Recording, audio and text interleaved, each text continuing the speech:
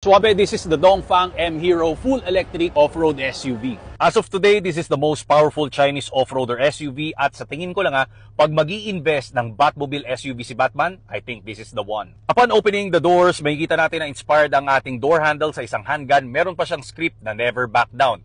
Ang malupit pa niyan, once na isasara natin, meron siyang reload na sound effect.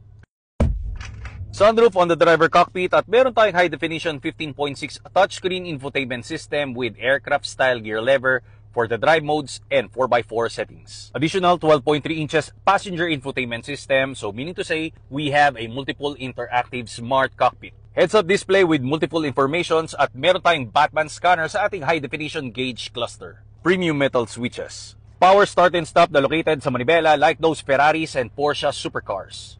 Pirelli 275/65 and R20 Brembo brake calipers. Maximum aggressiveness from its unique Lightworks. Premium table for the VIP row and separated sunroofs.